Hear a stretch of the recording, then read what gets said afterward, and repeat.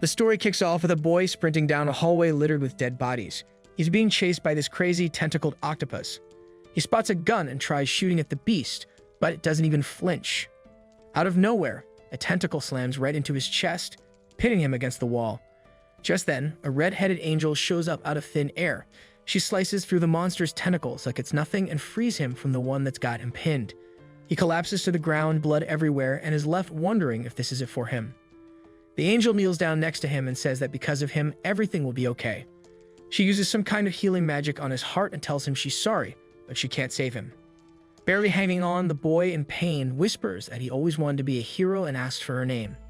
She tells her name is Relina, a Valkyrie of the Dawn. She apologizes again and thanks him for saving the world. And just like that, his life comes to a close, a hero nobody will ever remember. Then there's a pop, and suddenly he's in a parallel world filled with savage monsters all around. He readies himself as one charges at him. He lunges forward, stabbing it in the neck and taking it down in an instant. He never expected he'd have to save the world again. Now facing off with a massive lich monster, our hero grins with wild eyes as he confronts a whirlwind of beasts in this chaotic new realm. Before everything takes off for him, No finds himself in this endless void. He can't tell if he's still dreaming until an astral being catches his attention. This being tells Noah that he's got something they really want. Freaked out, he demands to know who they are and where he is. The being claims to be the reincarnation of the void, saying that this place is the void, the end of all astral realms. They explain that fragments of his soul got scattered across astral rifts, but enough of it stuck around to bring him back. A weird flare draws his attention and he asks if that means they created his soul, but he feels totally empty inside. The reincarnator straightforwardly says they don't need his thanks, just the seal that got with them. Confused, Noah says he has no clue what they're talking about. The being explains there's a seal hidden inside his soul, linked to him when he died. They use some kind of spell to help him tap into what's called the astral script, which should lay things out for him. As Noah tries to wrap his head around all this and figure out what it means to dig into his soul, suddenly two glowing screens pop up. One shows that the astral script is all set, while the other displays Noah's status. The reincarnator gets really mad when they see that the seal is still totally stuck to Noah's soul and won't budge, but they offer him one way out. The kid can totally trade his soul for some power and come back to life as a human with godlike strength. He asks what happens if he says no. The reincarnator responds that they'll just take his soul and drain whatever they can from the seal. Strangely enough, the kid finds that pretty funny. Realizing he doesn't really have a choice, he figures he probably shouldn't agree to anything without reading the fine print first and jokes about needing a lawyer. The reincarnator tells him that humans don't get to call the shots with soul pacts. It's all about the spirit's strength. The kid thinks that's unfair since the reincarnator, being a powerful being, has a stronger spirit. He wants to know how he can trust that agreeing won't end badly for him. The reincarnator gives a cold response he can't. Out of nowhere, an interface pops up with a message saying the reincarnation of the void wants to make a pact with him. Do you accept? Curious about what the cost might be, he decides to pass. He knows that dealing with void beings usually doesn't turn out well. He looks at the being and asks why it's even bothering to ask. If it's a god, why not just take the seal? The reincarnator calls him a strange and unstable soul. Suddenly, celestial mana starts swirling around him, grabbing his face and wrapping around his body. The being says his refusal just won't fly. It morphs into a human form, locking him down, and says that if he doesn't become their puppet, he'll end up being their messiah. After he dies, they'll take the seal from his soul. Another interface pops up offering the same deal again. This time, our hero just tells it to take a hike. The bindings get tighter and more painful. The being says his spirit is breaking and he doesn't have much time left. It asks why he's still refusing. It promises that he'll be a god among monsters and they'll worship him like one.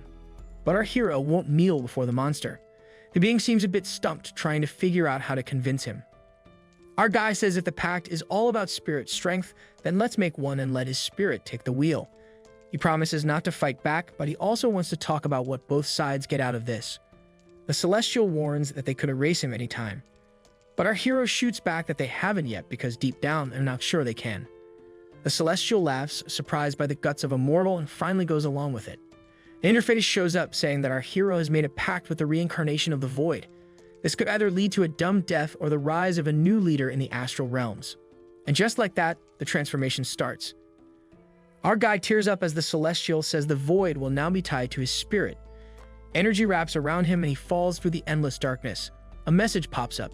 He's finally in some strange world where people are chanting praises to the great beings of the abyss. Suddenly, our boy drops into this world, totally confused and lost, trying to figure out where he is. The cultists can't believe he's talking. They whisper, wondering if he's some ancient elemental testing them. Then a bald elder steps forward and hurls a chained woman at him as an offering. Our boy just stands there, frozen, trying to wrap his head around what kind of place he's landed in. The bald guy pulled out his sword, looking ready to take the woman out. Our hero quickly glanced at the interface and saw a new quest pop up called Run, with a map as the reward. He was pretty annoyed at how useless the system felt and decided to handle things his own way. Locking eyes with the cultists, he raised his voice and demanded to know where he was. Just a moment ago, he'd been stuck in the endless void. One cultist, shaking in fear, stammered out that he was a great spirit and that their realm was beyond saving. They'd summoned him for a favor in exchange for some awakened person's life. Our hero shot back more harshly, asking if they really dragged him out of the void just to beg for help. He knew his acting skills weren't top-notch, but it seemed to be working. The cultists looked terrified. They quickly clarified that this place was the martial realm and that he could come back anytime. He tried to think of a way to squeeze out more info. Out of nowhere, an interface popped up. It said that a universal skill, something usually given to most awakened beings, was now available to him even before he was fully awakened. Now he could use the Identify skill. He tried it out on the cultists and found out they were Abyss cultists, and the bald guy was an Abyssal executioner. Then he checked out the woman. She was a flame warden and clearly not happy about all this. If he could free her, maybe she'd help him escape. But he needed a distraction first. Digging through his inventory, he found just a teleportation scroll. He was surprised to see it there since he didn't even know any space magic. The scroll had some weird writing on it, but it might come in handy. The cultists still think he's some big-time master. He decides to take a chance and shouts that he wants the woman to stay alive and that she'll be his servant from now on. The cultists start murmuring. One of them asks if he's turning down the offering. The bald guy quickly says no, but explains that this is a first. All the previous pacts needed a blood sacrifice. The hero doesn't wait for him to finish. He walks over to the woman and whispers that he's not sure what's happening, but if she can help, she should act like she's under his control. He lifts her up and then yells that she's his chosen vessel and belongs to him. All the cultists, including the executioner and the cult chief, are staring at him in shock. The executioner turns to the chief and insists that this so-called elemental is just a regular person pretending to be something special. Fuming, the chief orders everyone to capture him immediately. The interface changes as the initial quest has failed. A new mission pops up, kill. Right then, another figure bursts onto the scene, charging at the executioner. A key slips from his cloak, catching our hero's eye. Without thinking, he lands a few solid punches on the bald guy's face, making it swollen. Spotting the key, he grabs it and tosses it to the chained woman, hoping she can use it to free herself. As he turns back, the executioner grabs his sword and lunges.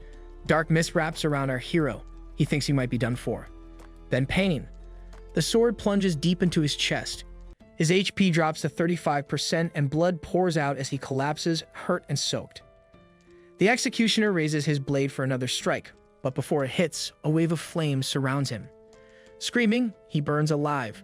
Our hero turns to see the flame warden now free, summoning fire with her hand, ready to fight while more executioners move in. She unleashes fire with a quick flick of her wrist. Some try to trap her, but she incinerates them in one shot. The chief gets furious and steps into the fray. Meanwhile, an abyssal executioner charges our hero, whose HP is barely at 8%. Even after all that, he picks up a sword and plunges it right into the executioner's heart. A weird shadow pops up behind him. It's his first kill. Suddenly, a status window shows up saying the quest is done. But then another one appears, asking if he wants to unlock a new path. He hesitates, not really knowing what that even means. Our hero's HP drops down to 6% and he passes out, blood pouring out like crazy. He's really frustrated as he's actually dying right after landing in this new world. Out of nowhere, he's yanked back into that endless void, and that's when the awakening kicks in. He finds himself floating in some kind of astral space.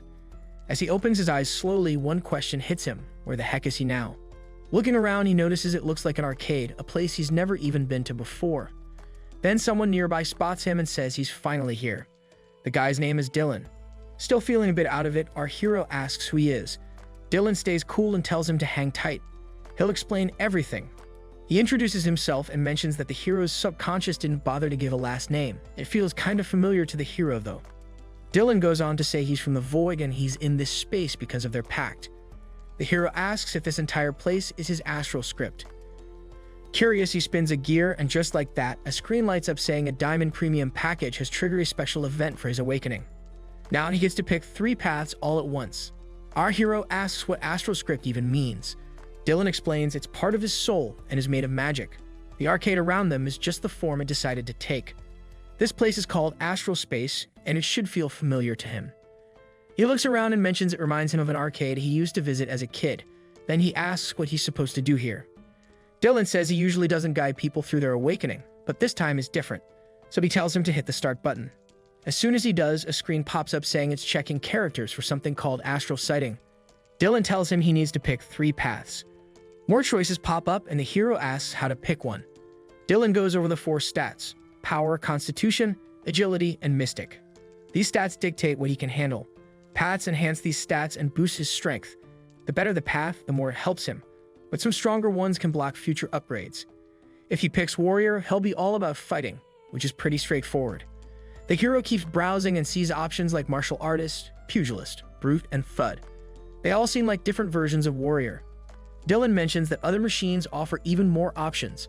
The hero says, "Alright, let's see what else is out there." These are kinda dull. They move to another machine. Dylan says this one's focused on healing. The hero activates it and 4 paths show up. He asks if choosing a path will help him heal since he almost kicked the bucket before getting here. Dylan tells him he should be dead already, but they've slowed down time just for his awakening. Once he goes back, he'll have only a few minutes to survive. The hero spots a path called Exsanguinator and asks about it. Dylan explains it's a rare one that pulls blood from the astral realm and fallen enemies. That blood can heal or harm, so it's versatile. Dylan then warns him about another path called the Void Herald, telling him to stay away. It's legendary and linked to the void, meant for spreading darkness, but it requires making a pact with it. The hero quickly declines that option. He wants something that helps in battle, not just destruction. He notices Astral Walker, which lets him zip through the interdimensional void and connect with other realms, but he'd need to absorb part of an astral rift first. Then the Void Hunter pops up. It taps into his inner hunger and hunting instincts to use the void for tracking and attacking enemies. The hero decides on these. He picks Exsanguinator, Astral Walker, and Void Hunter. Dylan isn't thrilled about it, but the choice is made. Suddenly, the hero's body reacts. The screen flickers and dark mana starts creeping over his hand. That's when Dylan remembers to warn him. The dark mana means the first awakening is going to hurt a lot. The hero snaps and asks why Dylan didn't mention that sooner. Out of nowhere, the interface shows a message. He's awakened 3 paths, unlocked 3 abilities, reached F rank, and hit level 2 in all of them. His body jerks while he's lying on the ground. Blood keeps flowing, but he tries to get up, shaking. His HP starts creeping back up to 11%.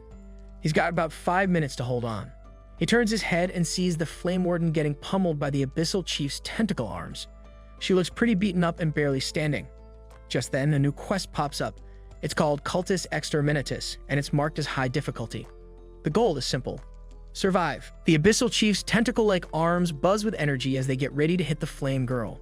One of them comes crashing down, but she blocks it with her arm and throws back a fiery punch.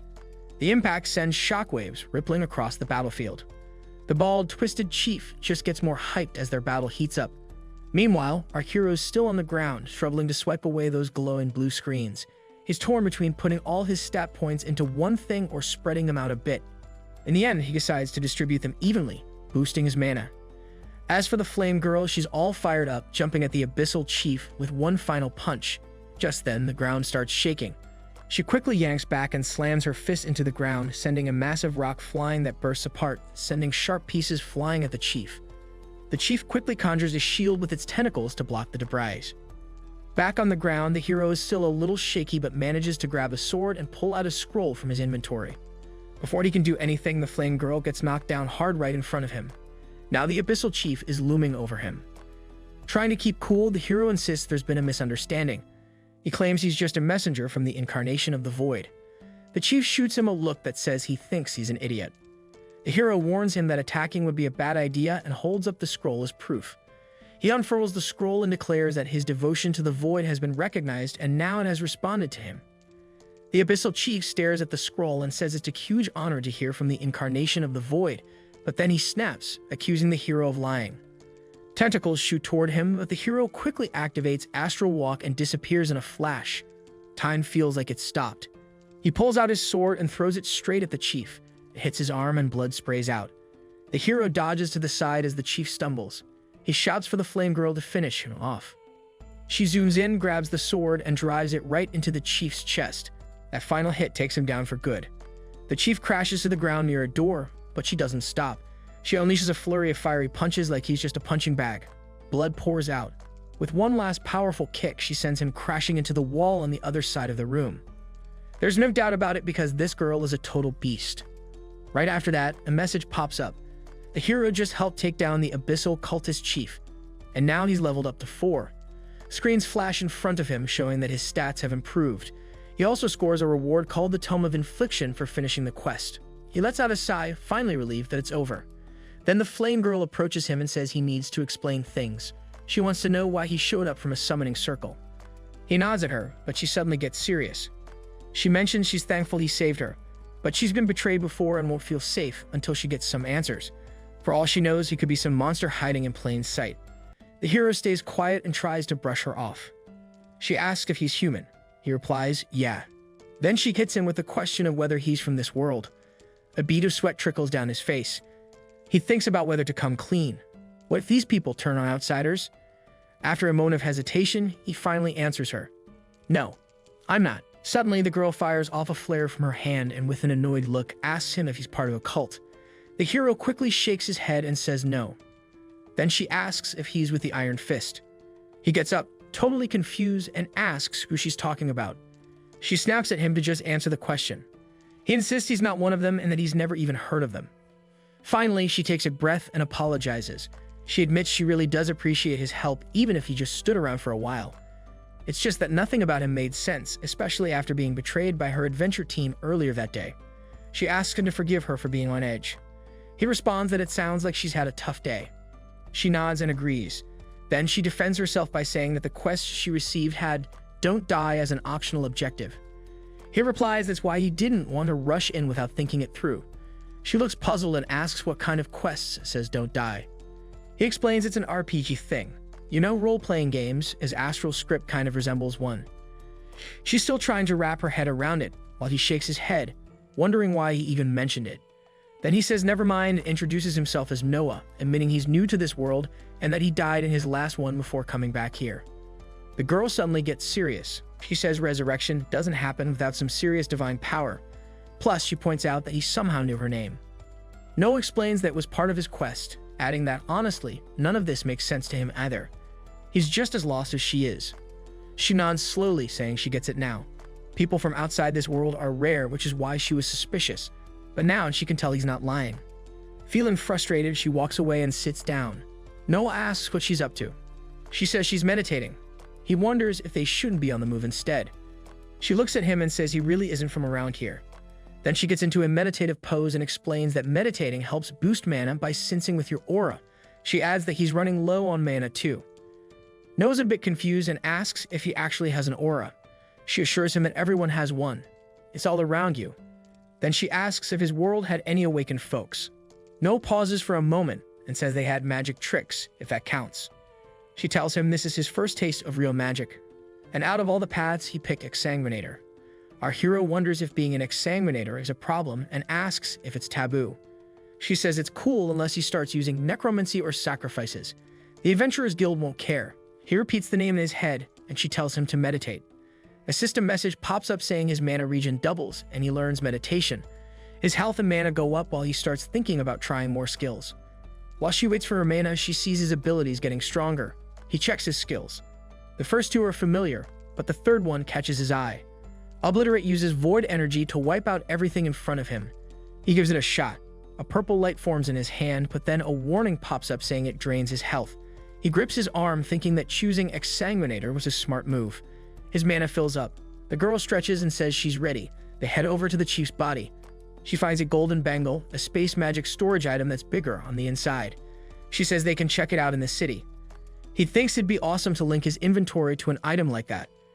She explains that storage items are blood-bound, meaning you can't open them without the owner's blood. She presses it into the chief's hand and says that if he isn't with him, she'll need help unlocking it. Then she tosses it to him. He catches it and checks it out. It shows up as a storage item.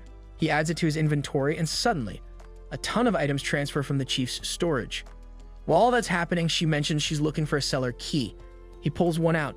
She gets annoyed and asks where he found it. He says it was in storage and mentions it also had healing potions, twin daggers, books, a robe, a ring, and a bunch of mana stones.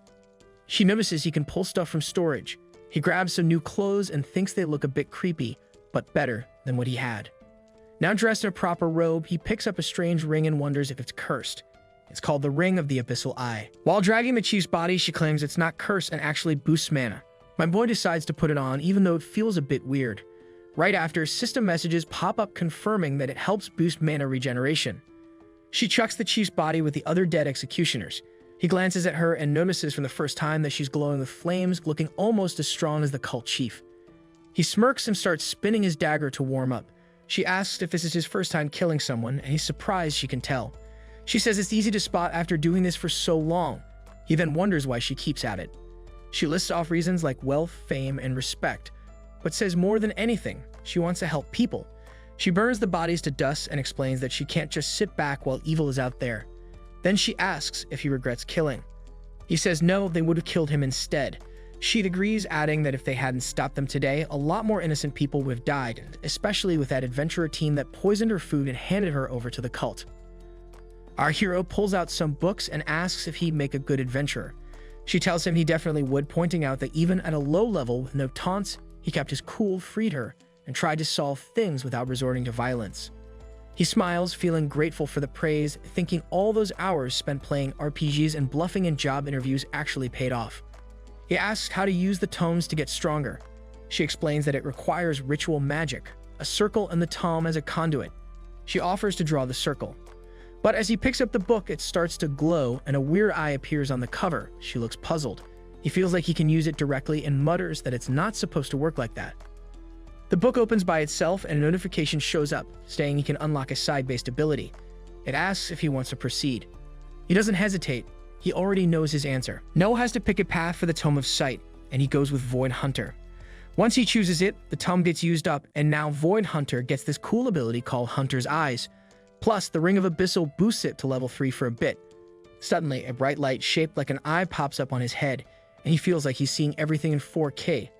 It's like a full-on HD Esekai experience, and he's totally stoked about it. He can even see Aurelia's mana, but it's just her aura, not the whole deal. He can see his own aura too, and he thinks that's pretty sweet. Now he's loving how everything looks. Next up, he moves on to the second tome, the Tome of Infliction, which is a rare find. To use what it offers, he needs to unlock it first. After that, the tome gets consumed and he unlocks Exsanguinator of the Bleed ability.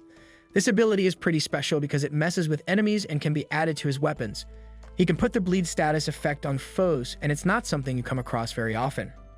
As he pulls out an F-grade mana stone, she warns him not to eat anything above that grade. Sure, he'll get a little strength boost, but then he'll end up with mana poisoning. If he goes for something 2 grades higher, he'll gain strength quickly, but will end up paralyzed. Anything above that, let's just say he'll explode and die instantly. If he's lucky enough to survive that, he'll face a slow, painful death as the mana tears him apart from the inside. She tells him to hurry up because there's work to do. They step outside and she's on the lookout for a storage room full of magical artifacts. Really, she's trying to find the stuff belonging to the person she's here for. She starts gearing up since there could be cultists or monsters lurking around. While they're walking, she spots a room and asks him if he has the device. He hands it over and using it, she casts a spell that lights up the whole place. They both notice something written on the wall, and he can't help but think that human nature doesn't really change, no matter where you are in the world. She starts talking about how things usually go off track. Everyone involved was wide awake, and all those adults willingly joined in on the craziness. Then she notices this part that keeps flickering like it's not really there, and they have to jump over it to avoid getting caught in the trap. Our guy is worried about the people who fought against him earlier and asks what happened to them. She tells him that the priests of the Hellion have been struggling for control of the Abyss for ages. The ritual can clear him of any abyssal influence, but it's not exactly a nice thing to do. There's a serious cost for the cultists, and in some extreme cases, it's basically a public execution.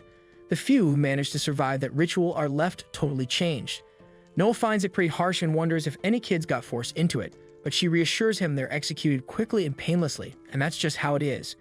Then she tells him to look in front of them, where it just looks like a magic door. He decides to just punch it open. She pulls her arm back and gets ready to throw a punch. Without thinking twice, she smashes through the door. Our guy can't help but be impressed. That's one way to open a door. Once inside, he asks what this place is, and she tells him it's the chief's study, even though there's nothing important in there. He mentions that if he were the head of a taboo cult, he'd be super paranoid too, and any treasure they had would probably be somewhere else. As he starts looking through some books, he finds one that's an advanced skill book about summoning creatures from the void. This annoys him since he needs to find the secret area first. She asks what he's up to, but he just drops the book and keeps checking and dropping others. Then he gets lucky. When he lifts another book, he spots a place to insert a key behind it. He pulls a key from his inventory and pops it in. Suddenly, the bookshelf creaks open, revealing their entryway. She's totally confused about how he figured that out, but he shrugs it off. Secret chambers are always like that in his stories. As they step inside, they notice a trail of blood. She uses her magic to light up the room again, but then he checks his status window and a hidden quest pops up, leaving him scratching his head since he's strayed from his path. He says his quest is all about figuring out the mystery in this chamber. But what's weird is that there's no reward and the difficulty level is a total mystery, which she finds pretty shady. So he asks her to fill him in. She suggests it might be best for him to stick around where it's safe. She thinks this place could be really dangerous for him since he's barely just getting started. She explains that F ranks like him usually shouldn't be tackling risky quests like these and should stick to simpler monster hunting gigs instead of wandering into something so intense. He asks why they can't just leave together, head to a nearby town, and come back with more people. She tells him that the team who backstabbed her might still be lurking around and the rest were killed off without a trace. If she doesn't find their bodies soon, they'll probably show up as undead. Hearing that, he decides to stick by her side because he can't let her take the fall here. She thinks it's adorable that he believes he can actually protect her, which makes him blush and feel flustered. She also mentions he's definitely got a knack for magic, but he just brushes it off, saying it's all thanks to tons of hours spent gaming. As they approach a couple of entrances, she decides to take the left path, which is actually pretty narrow and designed to slow down any enemies. The walls are tough too, made with some kind of magical stuff. They notice another door up ahead, but instead of throwing a punch like before, she just opens it calmly. Once they step inside, they realize it's Victor's secret study. She glances at the books but can't make heads or tails of them, though it seems like he was trying to create some kind of chimera. The first version didn't work out, super strong with crazy healing, but let's just say it didn't have a brain. Mixing so many bodies into one creature was a bad call. She still feels bad about the second prototype. It had a unique void affinity and the human host even survived. But the whole process was just too freaky, and the creature turned out unstable. Meanwhile, our guide checks his status window and sees the quest is still ongoing, but there's no reward listed.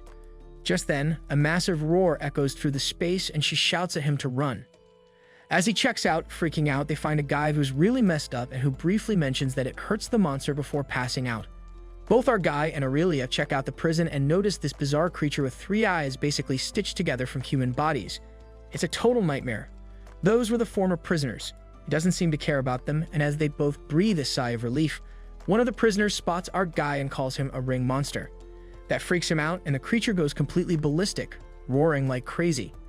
Aurelia doesn't hesitate and gets ready to attack. Our guy backs off, and suddenly he's got a new quest pop up to escape the enraged monster, and it's marked as really tough. He doesn't have time to think, though. Meanwhile, the poor souls trapped in that monster keep begging to be put out of their misery. The monster charges at them, and our guy skillfully dodges its attacks, sending the monster crashing into the wall. But those inside it are still pleading to die. Then the monster opens its huge mouth, sticking out this long tongue that wraps around our guy's foot and starts pulling him closer. He tries to activate his ability, but realizes it's not working. It hits him that his aura is suppressed, so he can't use any of his powers. She steps in and scorches the monster's tongue, causing it to leap back in surprise. The monster spots her and is fuming, ready to take her out. She figures out that its health regeneration is ridiculously high, so fire isn't really doing much. The monster boosts its armor, sprouting spikes all over its body. An annoying noise fills the air that he can't stand. It's the phantom shriek. A system notification pops up, letting him know he's heard it but managed to resist its effects. On the other side, the monster fires dozens of spikes at her, but she deftly dodges them. As more spikes come flying her way, she tackles them while closing in on the monster. With a fierce punch, she decks the creature in the face, sending it crashing into the wall. Then, she checks to make sure he's okay. Meanwhile, the monster looks like it's been chopped up, but it starts spinning and shoots even more spikes at lightning speed. Both of them dodge the incoming spikes, and without wasting a second, She jumps onto the spinning monster, which is flipping out like crazy. The monster gets slammed again and she quickly jumps back. All the humans wrapped around it start begging for help. Those desperate cries are pretty scary for the guy. But then she cranks up the heat in the whole room and fries the monster with her powers. Before long, that thing is totally burned up, leaving him wondering if it's actually dead or not. The monster starts shaking, crawling out and clearly in a lot of pain. But that pain just fuels its rage. Suddenly, wings burst out from its body and it goes all out crazy. A system notification pops up saying that our guy is now hit with some serious terror debuffs, making his mana and health take a nosedive. He's coughing up blood and things are looking really bad. The monster lunges forward and whips its tail at him. Just then, his Astro Walker skill kicks in and he teleports to safety. But now the monster is totally focused on her and slams her hard against the wall. It whips around and charges at him, but he pulls off another Astro Walker move and reappears right behind it. He yells at it and pulls out his sword. He pops up right on top of the monster's head and goes for a clean slash. But he's running low on mana, so he bails and starts chowing down on a mana stone. This one's E grade. Suddenly, his mana gets a huge boost, like 200% more. He leaps into the air and uses his Void skill. With that powerful move, he goes after the monster, which tries to fight back. But that Void skill is strong enough to totally wipe it out. Right after, he goes at the monster again with clean slashes. He's not backing down at all, just slicing through it like he's cutting cake. Plus, he's leveling up his skills while doing it. Thinking this should finish the job, he drives both his swords straight into its head. The monster can't take it anymore and tries to hit him while he's on top, but he dodges just in time. It makes him wonder why it's still not dead. The monster wraps him up with its tongue, and while she's still out cold, it starts to snack on him, trying to swallow him whole. But he fights back, stabbing the monster from the inside with his sword. Plus, he's healing up while he does it. With one clean slice, he takes the monster down, leaving it all drenched in blood.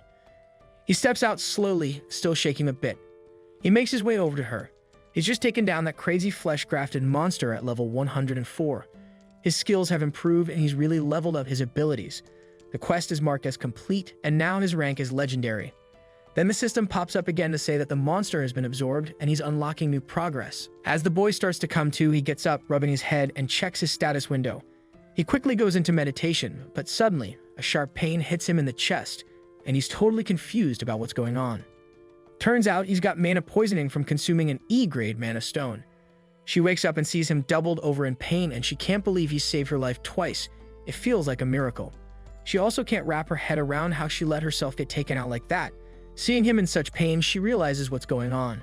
When he asks if it's really serious, she reassures him that while it can be uncomfortable, it's not deadly, and there's an easy way to fix it. She tells him to close his eyes and focus on emptying his mana. He starts draining his mana like crazy, and before long, he hits a warning that he's running low. He totally runs out of energy and just collapses to the ground. With his mana at 0%, he's flat on the floor. She tells him to hang tight and let his mana recover naturally, which could take a day or two. He asks for some water or a healing potion, and she just hands it to him. He's finally ready to jump into adventuring, so he's got to pick up a bunch of skills. After taking down that monster, he gets his hands on the Tome of Lifeblood. It's basically a cool ability. When he accepts it, an orange glow bursts out around him. Lifeblood boosts his healing for a short time by supercharging his blood with a ton of vital force. She feels a surge of power releasing. He explains that he can store some extra health and use it to give himself a quick heal whenever he needs it. She thinks it's pretty unfair that he gets these crazy abilities. But from where he stands, her world with magic seems even more unfair. New abilities keep popping up and he starts unlocking them. He gets a boost to his Identify skill, which helps him gather more info. He spots another pop-up, but it doesn't have much info. Still, he goes ahead and picks it. This weird skill gets used up, and he can't quite wrap his head around what's going on. It seems like it has something to do with tweaking genetic code. Suddenly, he just freezes for a second, and that makes her worry. He just got a new quest, since he's got these shards of something mysterious. Now he needs to track down the rest of them. But out of nowhere, he starts coughing up blood, and the system is throwing up all these messages about transformations, being incomplete, devouring something, and purification. It's all super confusing, especially since he's in so much pain. He ends up losing a ton of blood, and just when the system says he's been purified, his magic powers are suddenly way stronger. He feels himself getting faint and collapses on the ground. It's the first time she's witnessed someone release so much toxin at once. The next day, he's in the shower, and it turns out he can absorb blood and pull stuff out of nowhere now. He feels totally wiped out, but is transformed into this super buff Chad. When he checks his stats, they seriously improved. The crazy part is his new skill called the Devourer. He's stuck on this whole growth and fight thing. Curious about what it means, he decides to mess around with it, and suddenly his power and agility start skyrocketing. She jumps in and he cuts to the chase, asking if she wants to hop in the shower too since he's in there. But she's already done. He's blown away that he was out for just an hour or two. She's all energized and tells him to hurry up because they've got places to be. He keeps trying to convince her to take a shower, but she casually strolls over to him and freaks him out a bit. He finally admits everything's fine. She mentions that winter doesn't bother her at all because of her fire powers. Then he asks how she's going to enjoy ice cream. She has no idea what that is, so he tells her it's one of the best things ever, made from milk and a ton of sugar. But she still doesn't get it. As they walk towards the jungle, he notices they have 2 suns. He's curious about how they tell day from night, and she easily explains it's night when the sun goes down and day when it rises. Sometimes in winter, it's still pretty dark even after the first dawn, and the day only really starts when both suns are out. A quest just popped up, telling him to take off running, but Aurelia spots something, protective charm that kids use to keep the bad stuff away. He tells her he just got a quest to head over to Leafar village, but she says they should set up camp first since night is going to roll in soon. Plus, she wants him to tackle something on his first adventure. The next day, our boy wakes up and is totally surprised to find Aurelia catching these wild animals called armadillos. They're like the best at wandering through the forest. He's a bit confused about whether she's going to eat them, but she reassures him they're herbivores and pretty chill. So he decides to give it a shot and climbs on one, but he wipes out hard and hits the ground. Aurelia can't help but tease him, but he has a bright idea and teleports back onto it. Once he's on, though, he starts losing his balance and Aurelia tells him to hold on tight. The armadillos start climbing up a tree, but just as he gets to this huge branch, he falls again. He tries to save himself with his Astro Walker, but doesn't hold for long, and he ends up hanging upside down. Aurelia just finds it all hilarious. Later on, they're both bouncing through the trees, and it kind of feels like he's in this flying dragon game, which totally confuses Aurelia. She asks what dragons even are, and he explains that they're these huge creatures from movies or stories that used to roam the earth millions of years ago. But they went extinct before humans showed up, which is probably a good thing since he says they could wipe out cities. Then he asks her if she thinks dragons are actually real. She tells him she's seen some wild creatures that are beyond imagination and believes there are things out there that could take down even the toughest adventurer. Still, she figures there's no reason why dragons couldn't exist. He starts thinking about something and then brings up the forest. She tells him that it's going to end soon and they'll need to finish the trip on the ground. When he asks how far Leafar village is, she says it's only about 4 hours away. While they're at it, she'll share some info about where they are in Arander. Aurelia and Noah continue their journey on the armadillos until they reach a small village, whose people recognize them as adventurers. The people are excited to see them and welcome them in one accord. Amused, Noah asks Aurelia if this is how people greet her everywhere, but she looks uncomfortable and mentions that it only happens in small villages. They both continue moving into the village and Noah has a feeling that he'll enjoy this. When they enter into the village, they both come down from the armadillos and Noah thanks his own armadillo for the ride. Meanwhile, Aurelia gives a small bag to a boy who stepped out to them and asks him to help get some hay for the armadillos. She also asks him to crush the mana cores in the bag and add it into the feed too. The boy checks out the mana cores and credulously leaves with the 2 armadillos. Later, Noah asks Aurelia why she gave the boy 3 cores, so she tells him the last one is his pay or tip. Apparently, she believes giving workers a little extra will cause them to make life much easier for you. That intrigues Noah because he knows that was common sense in his world too. Later, Aurelia tells Noah she'd like him to keep details about himself vague when they meet others because his story isn't exactly common. Confused, Noah asks her if he'd get in trouble since she had said that otherworlders weren't unknown. She replies that they aren't unknown to an adventurer like her who travels a lot, but they are to a small village at the border of civilization. She jokes that the villagers would probably be less concerned at the sight of a talking plant than when they hear his true story. Shortly after, they both enter an inn and the keeper welcomes them, referring to them as adventurers. The man asks them how long they'll be staying, so Aurelia says they'll be staying for a night and requests 2 beds. After she pays with 2 mana cores, the man gives them a key to the room on the 2nd floor. After picking up the key, Aurelia tells our boy that she has some things to go do outside and asks him if he'd like to rest in the room. However, Noah says he isn't because he'd like to hang around the lowest floor for a while and maybe check out the village shortly after. When he looks to his side, he notices some people eating in another part of the inn, so he decides to enjoy himself since this is the first time people aren't trying to murder him. Immediately, Noah realizes he just said that in front of the innkeeper and Aurelia gives him a bombastic side-eye. Eventually, she tells him to stop saying nonsense like that and he agrees. After she leaves, the innkeeper tells Noah that he's got a feisty woman there, and he jokingly agrees with him and mentions that it's one of the things he enjoys about her. Eventually, the man offers him some ale and mentions that he knows Noah is probably either an idiot or an adventurer, since he's coming from the Lost Woods. Either way, he believes Noah would need some ale. Confused, Noah agrees he needs some alcohol, even though he believes it's still a bit early to be drinking. Upon hearing that, the keeper excitedly tells a waitress to get Noah some ale, and she agrees. After that, the keeper asks Noah what his name is and mentions that he looks like he's not from around there. Noah tells him his name and agrees that he's new. Moments later, while downing the ale, Noah confesses that he just awakened his powers the day before. That surprises the man, and he asks him why he's moving around with an E-ranker if that's the case. The man advises him to give up on it if he's doing it for the girl because a woman isn't worth getting killed over. Meanwhile, Noah savors the ale and enjoys it. Eventually, he tells the man that he's not here for the girl but was forced to awaken when he was faced with a dangerous situation. Apparently, he would have been dead if it hadn't happened, and he explains that Aurelia is just showing him the ropes of what it means to be an awakened. Amused, the man admits that hearing the stories of young adventurers makes him miss his youth. He eventually shakes hands with our boy and tells him his name is Lorien. After they shake hands, his system informs him that Lorien is a stone-carved warrior, so he asks the man if he was also an adventurer. The man agrees that he used to be, but he lost his magic in an accident, so he decided to give up. Apparently, he's glad to be alive with all of his limbs intact. Intrigued, Noah asks him what kind of monster he was facing and states he didn't know one could lose their ability in such a way. However, the man says he's not sure.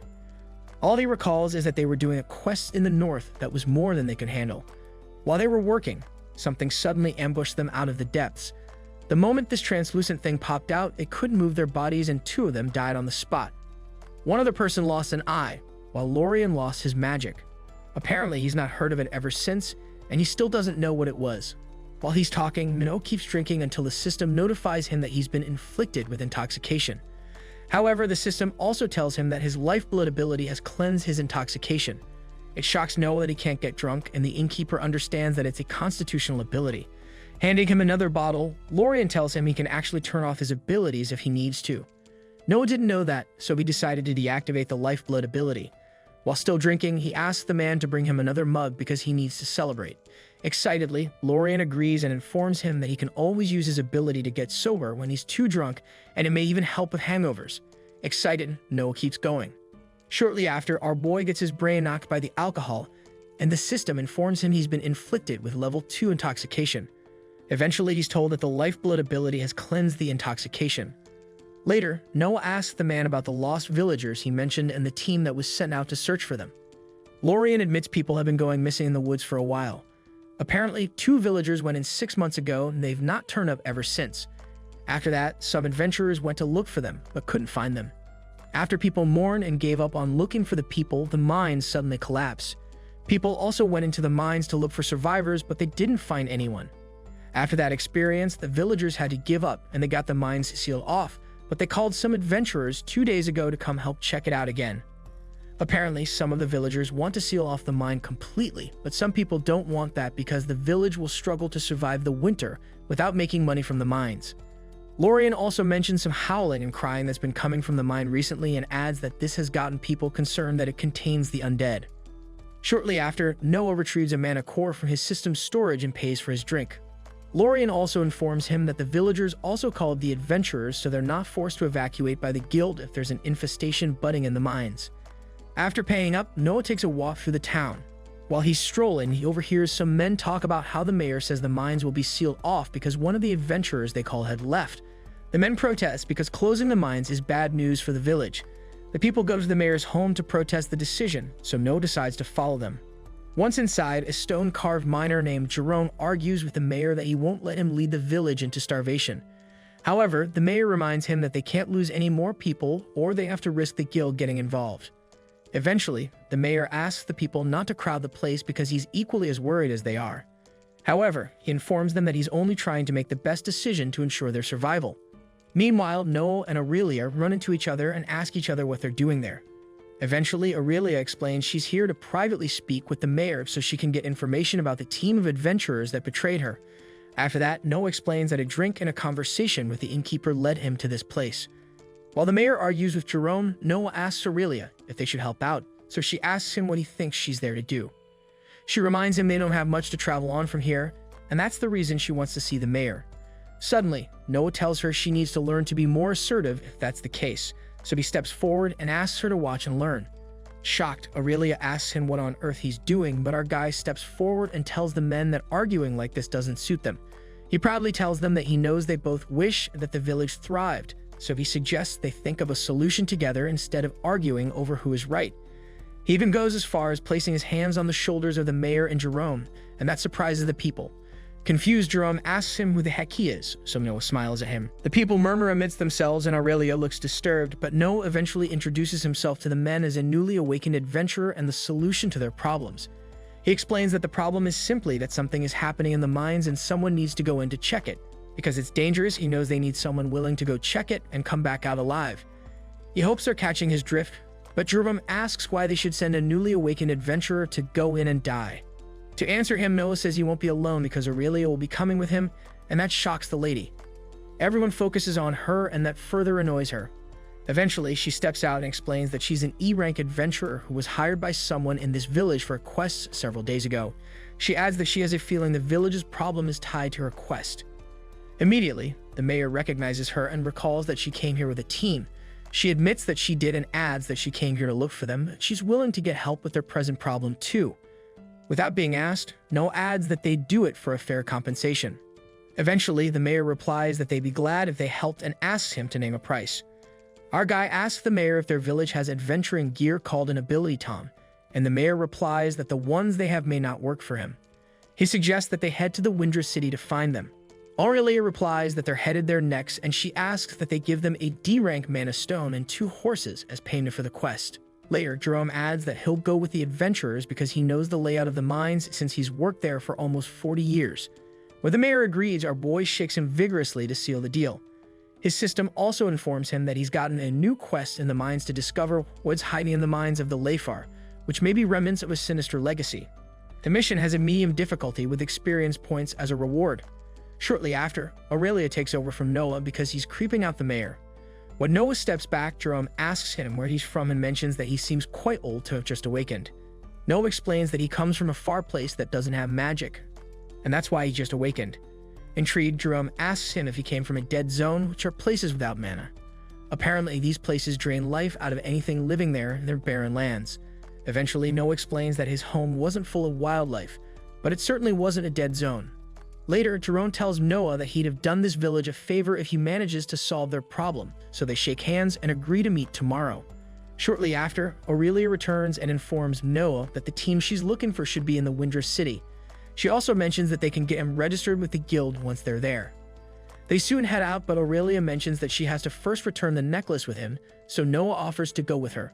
When they reach the place, Noah knocks on the door and a woman bursts out, hoping it's someone named Pierce. She's surprised to see them, so Aurelia gives her Pierce's necklace. Immediately, the woman begins to sob and she asks them if they were able to find Pierce.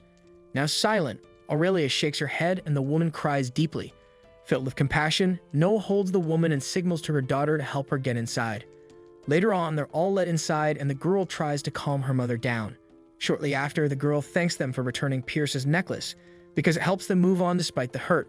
Eventually, she tells them that they have nothing to give them if they're waiting to get paid, so she suggests that the mayor may be willing to help compensate them.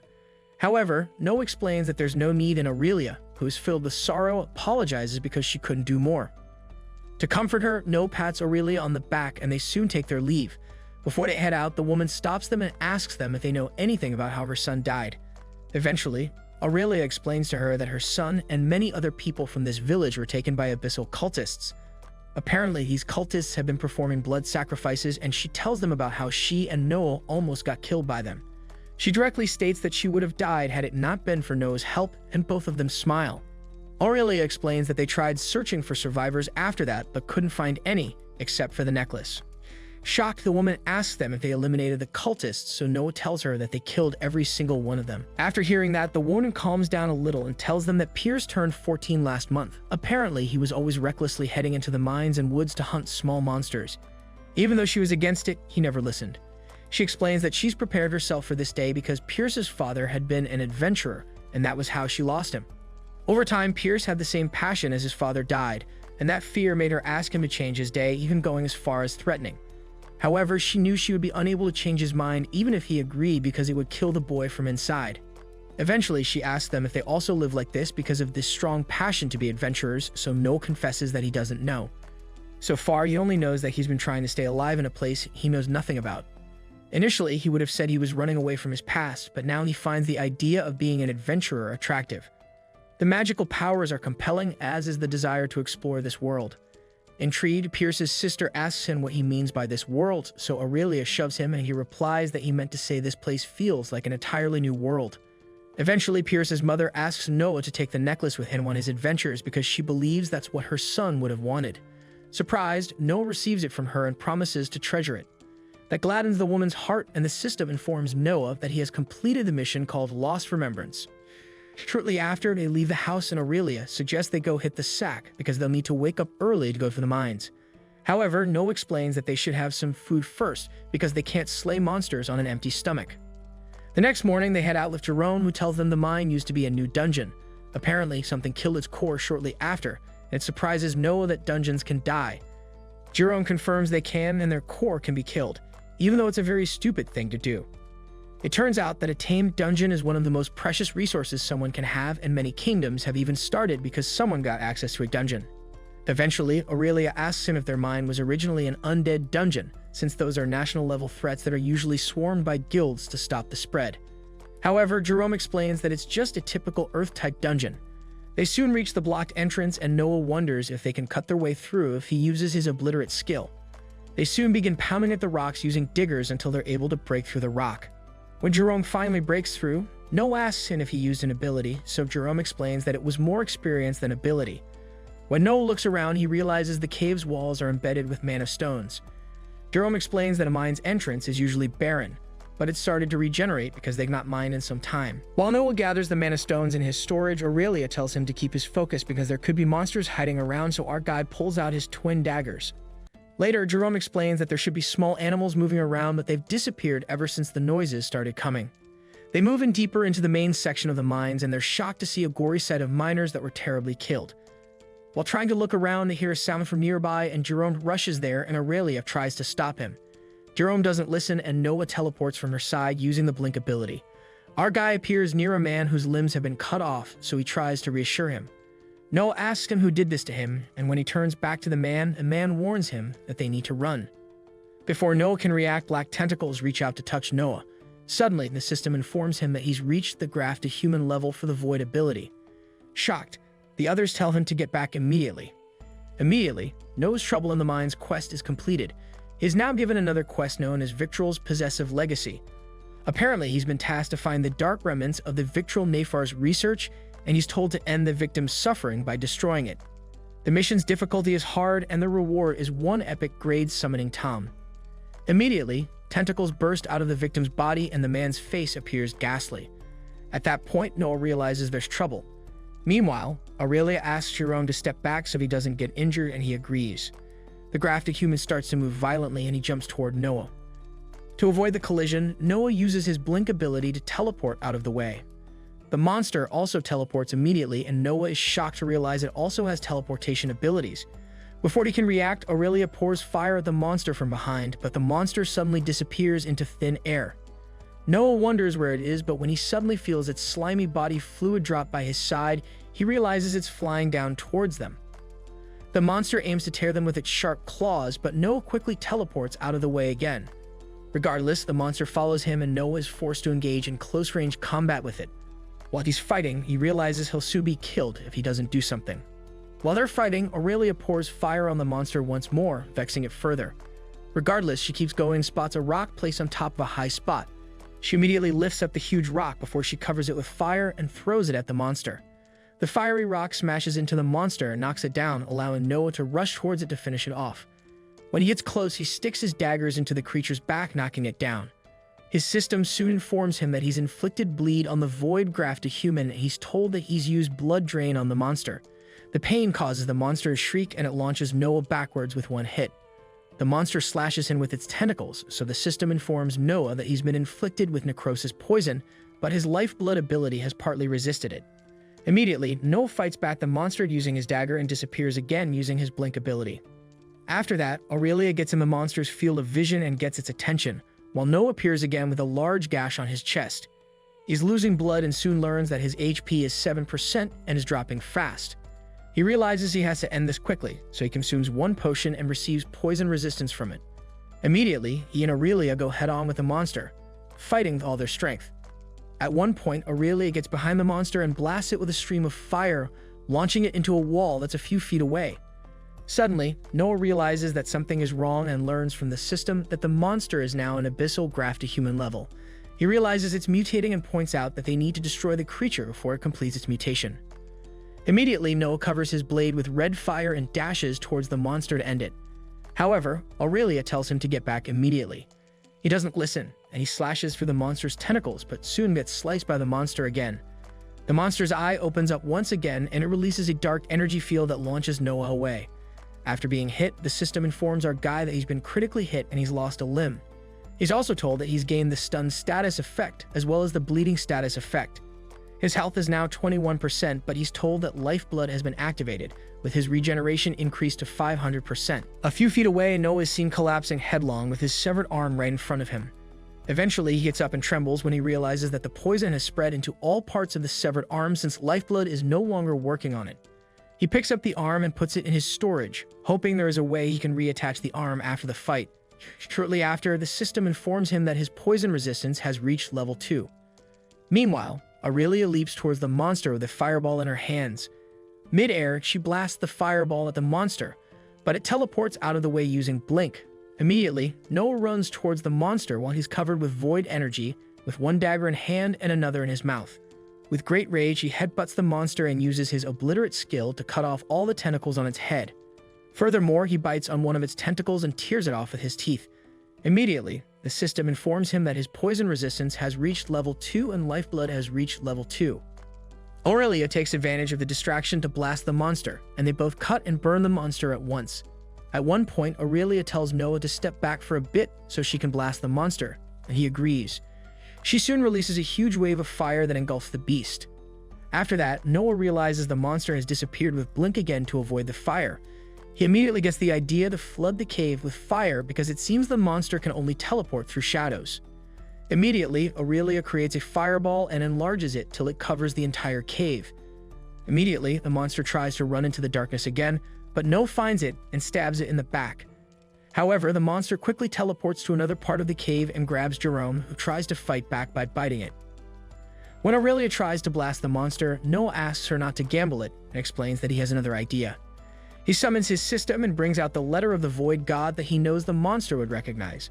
The sight of the scroll makes the monster slightly shaken, so Noah asks if it can feel the power.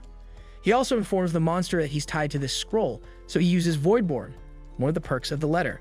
The ability covers him with void energy, and Noah tells the monster to let Jerome go immediately. Although initially reluctant, the monster lets go of the man out of dread. Annoyed, the monster launches at Noah, but our guy quickly stabs it in the chest. However, the creature teleports out of the way once more. Immediately, Aurelia tells Noah she'll take it from here, so she jumps after the monster with the fireball in her hands. Filled with rage, she tells the monster to eat the fire and pours it over it. The fire is so huge that the monster is overwhelmed, so Noah steps in to finish it off. Now injured, the monster begs Noah to kill him, and our boy quickly does that. Once he takes out the victim, the system informs him that he's used blood drain on a stone carver, and he's told that the necrosis poison has been removed. As the life seeps out of the victim's body, he thanks Noah. Immediately, the victim dies, and Noah is told that he's defeated a rare abyssal graft to human that's at level 59. He's also told that he's defeated a rock miner at level 42 and a stone carver at level 48. His exsanguinator level reaches 15, his astral wicker reaches 13, and so does his void hunter. His power, agility, constitution, mystic, blink, and void hunter's eyes also increase. Since the quest has been completed, the system rewards him with an epic tome of abyssal summon. When Aurelia comes close, Noah looks sad and tells her the miner was still alive and was trapped in the body by the monster. Moments later, the system asks Noah if he'd like to consume the abyssal graft to human, and he agrees. After doing that, his devourer absorbs the body and his rank reaches 11 out of 100. He also gains the memories of the monster and starts to tremble because of the pain and suffering contained in the memories. He can see the people being tortured by the Victral Abyssal cult, and he promises himself to find them and kill all of them. Immediately, he receives a new quest to destroy the cult and hunt every member within it. The mission's difficulty is impossible and the reward is unknown. Eventually, Aurelia helps him out of the cave so they can find him a healer for his hand. As my boy opens his eyes, he finds himself in this super fancy apartment. Dylan is right there, casually saying good morning, which definitely isn't what he wants to hear. He's totally confused about where he is, but Dylan thinks he knows exactly why he's here. He's sweating, remembering how he took down that last monster in the dungeon, even though he lost an arm in the process. Meanwhile, Dylan is munching on his snacks and tells him that his world is pretty wild. No magic or anything, but it's still brutal. Still, he's puzzled about how he can even access these memories. Dylan explains that the astral script is tied to his soul, so he can pull info from what he knows. He didn't expect to stick around long. He's trying to soak up all the knowledge he can about his world. He's actually exceeding Dylan's expectations when it comes to surviving, and Dylan starts clapping, which annoys him. So he grabs the remote and turns off the screen, which Dylan thinks is pretty rude. But honestly, he's just messing with him. Dylan admits he never really tried to help since the Pact won't let him. He just thinks it's funny to bet on how badly my boy will screw up. He's got a lot of hopes, but he also wants to talk about some stuff. He brings up the quest and tells him he can't just go around wiping out the abyssal cult. It kind of makes him wonder if Dylan thinks he can actually pull it off. But Dylan's got a serious look on his face and insists he doesn't believe that at all. Since doing the quest wouldn't break the Pact, Dylan can't figure out why he should ditch it. So he asks what it would take for him to drop the quest. Then he drops the info that the abyssal cult actually has its purposes and is tied to the void, and destroying it would be a bit ridiculous. Still, he doesn't see any issue with it and explains it seems more like a problem for Dylan to deal with. Dylan grabs the remote and turns on the TV, saying every person has a price. It doesn't just mean cash or loved ones. He asks if he can offer something instead. He goes on about how he'll try to protect as many people as he can, even though he's just one guy. But the other person just brushes him off, wondering why he's even bothering. He points out that the void has plenty of other gods and yells at Dylan, asking what his deal is. The folks suffering don't even know the void has its own agenda. They're just trying to grab more power. Dylan insists that's just how humans operate, but the other guy doesn't buy it. Dylan calls him a fool, and they start arguing. To cool things down, Dylan asks what it'll take for him to rethink things. But before that, he wants to know why the abyssal cult matters so much. Dylan takes a deep breath and explains that it all goes back to the astral realm, which is where all the void mana comes from. That's where the void creatures hang out, but it's not just there. There are also spots in our world known as the abyss. That's the source of the cultist's power.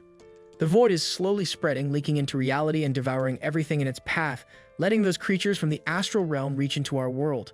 They give the cultists strength, and their goal is to spread the void even further into the physical world. He's yelling that they're just handing power to people who have no idea about the chaos they're unleashing. But Dylan doesn't care about the mortals, which drives him crazy since he's so bothered by the growth of the abyss. Dylan explains that the cult's whole deal is to consume everything. It's not about good or evil. It just is what it is. He's so furious that he smashes the TV, really worked up about the suffering he's seen, especially for the kids in the cult. But Dylan challenges him, asking if he's already gotten his revenge on that guy he never even knew. Then he wonders what might make him change his mind. Still, he insists he'll take down the abyssal cult no matter what. He doesn't care how long it takes or whether he actually wins. For those who shouldn't be killed, he'll make sure they turn away from their path. He gets that the abyssal cult is connected to the world, and the creature from the abyss is tied by a promise. That means he's figured out that the cult's influence is also linked to him. Turns out he has power over their oaths and can change them however he wants. The Pact of the Void gives him that authority. He starts thinking, what if he can help those people by tweaking their oaths into something better? After all, those who want to escape the Void shouldn't have to be stuck in a bad situation. Now a new quest has come up for him. He's on a mission to save people from the cruel oaths of the abyss. Dylan knows he's made a decision, but he also realizes he's treading on dangerous ground that could really upset the gods and bring their anger down on him. So as he keeps shifting his thoughts into reality, he's not thrilled about how often he's blacking out. Aurelia jumps in, noticing that he's finally awake. He was out for 2 days, but he seems to have bounced back pretty quickly. He's still worried about his arm, but she reassures him that regrowing it is possible. Sure, the healer might charge a lot, but magical prosthetics could work too. Now he has plenty of options. He asks if there's a library nearby, and she thinks they might have one. He figures he could do some tinkering to help his situation. She warns him that none of those options should involve dark powers, but he can't make any promises, especially since all the powers he's got seem a bit on the shady side. The chick's pretty curious about the guy's skills now, but she's been holding back from asking. She brings up how outer worlds usually have stronger powers. She's thankful he saved her twice, but he hasn't really opened up about himself. She can sense 3 different types of mana in his aura, and he clearly doesn't have enough control to hide it. Figuring out his abilities wasn't tough, and while it's a bit odd, they aren't the strongest out there. He's got 3 powers that are above average, and she can tell he has some experience under his belt. Considering all that, he's also connected to an abyssal cult with void abilities. She couldn't shake the worry that whenever he had a shot to bail or hide, he always stuck around to fight with her when things got tough. So he starts telling her how he learned martial arts back in high school, like kickboxing, jujutsu, and taekwondo, because he loved to fight and always wanted to be a good guy. He wasn't sure if he should mention all this though, so he kept it to himself since he didn't know the area and didn't want to give anyone any ideas about hurting him. Then she tells him she's going to trust him with something she usually doesn't share with most people, and she asks him to trust her back. If not, she warns him that she might have to do something he definitely won't want to deal with. She wants to find out who he really is and if she can trust him to travel with her. She takes off her ring, saying it's what led her here, and asks him to take a look at it. He doesn't see anything at first, but when he gets a closer look, he realizes it's the ring of second chances. It heals her when her HP is critical and teleports her to safety, only once in her life though. The team that betrayed her has no clue about this, which is why she felt okay being vulnerable around him. He thinks he passed her little test since she's sharing all this with him. But then she brings up how he commanded the void creature twice and mentions that strange letter he pulled out. That thing is the purest void mana she's ever come across. She starts to wonder if he had some way of tricking her sensing abilities when they first met. He insists he was honest the whole time. She's still not entirely sure what to make of him, but he casually mentions if she can use his lie detecting ability. She lets him know she doesn't have anything like that. She hands him a stone and tells him to hold it above his head, letting his mana flow through it. As he does, she asks what she should make of him. He explains that he's missing a lot of memories, like parts of his mind have been erased. The only thing he knows for sure is that he can command void creatures since he woke up in the void after he died. That's why he's on this path, and he doesn't want to hurt anyone innocent. He's not some crazy guy trying to destroy the world. He's just lost in this place. With that, she clenches her fist and tells him to repeat after her. She starts by saying she hasn't said anything untrue today and swears on her astral soul that it's all been true. He repeats her words, and as he does, light starts to glow from his hand. He notes that the stone didn't crack, which means he's told her the truth. Now she can trust him with her life. He asks how it would have cracked if he had lied. She points out that whenever he lies, his mana and aura get all shaky. Only real pros can hide that sort of thing, and mana stones can pick up on those shifts. If his aura was that off, it would have cracked the stone. After that, he wraps up his arm and heads outside. He makes his way to the library and grabs some books about prosthetic arms and other stuff he should know about. He's pretty blown away by all the info packed into the books. It's a shock to learn about prosthetics, the void, and summons. He also comes across these worms or parasites that can hijack people's brains, turning them into mindless monsters. The crazy part is that when parasites and their hosts fuse, it can actually make them stronger, kind of like a mutual boost. He thinks about that option for a bit. However, he still can't find anything that helps him control a dying limb. He learns that to summon a void creature, he needs to use a life command, and lucky for him, he has plenty of life force to spare. These void creatures are cool because they're bound to obey their summoner and won't harm them, thanks to the life command. He's got this tome that lets him summon, plus he can give them some of his life force. So summoning a parasite void creature might just be the perfect way to get his arm back. So he gets to work with Aurelia by his side. He dives into this advanced abyssal book and picks up the skill of Abyssal Call. Afterward, he finds a stone and starts carving something into the ground. Once he's done, he opens a book and steps into the middle of this magic circle. He flips open the book and the system asks him if he wants to consume the tome of Abyssal Summon. A little while ago in the void, the parasites were catching some Z's.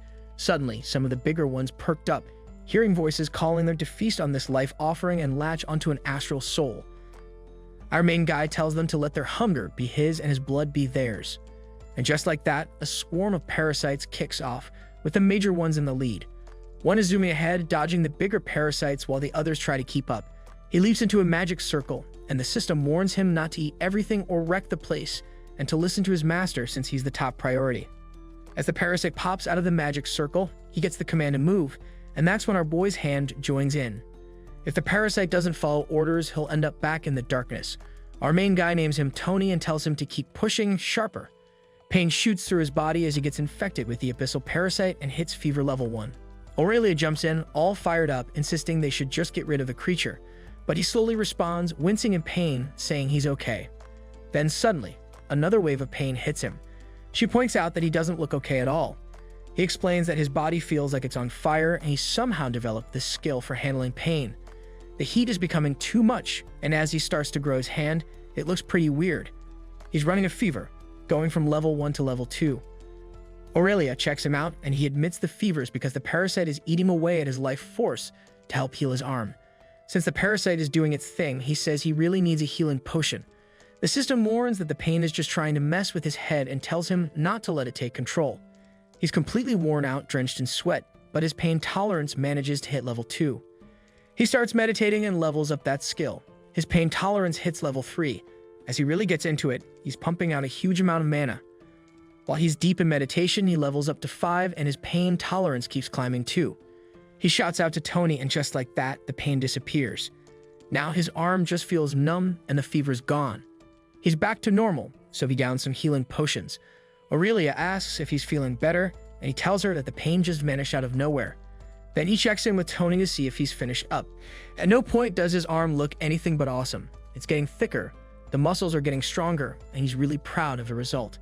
The parasite is now at level 6, and all his abilities have bumped up by 2. He's stoked to check out his new arm. Then his system notification pops up about Tony, revealing that they formed a symbiotic bond. Now Tony will follow his commands and help him level up his skills. Aurelia admits she didn't think this would actually work. He wasn't too sure either, but his research really paid off. He tries out some air punches and with a sly grin, thinks it was totally worth it. She reminds him to keep it on the down low since it could attract unwanted attention. After all, it's not uncommon for adventurers to use monster parts to replace lost limbs. She thinks it's pretty awesome that it's so rare, but also a little gross. She forgets that sick actually means good in his world, which she finds kind of weird. Then she asks if she can touch it and starts poking at it. Tony reacts too, which leaves them both a bit confused. To him, having a built-in weapon is a cool perk. Aurelia realizes Tony has to grow along with him, and he's just stoked to give it a shot. They head out to the forest, and he decides a certain tree should do the trick. He gears up and rushes in, swinging his punches and giving off this cool aura. With his claws, he makes clean cuts in the tree and can even add poison to wear it down. Seeing this makes him super happy, and he's grinning like a total menace.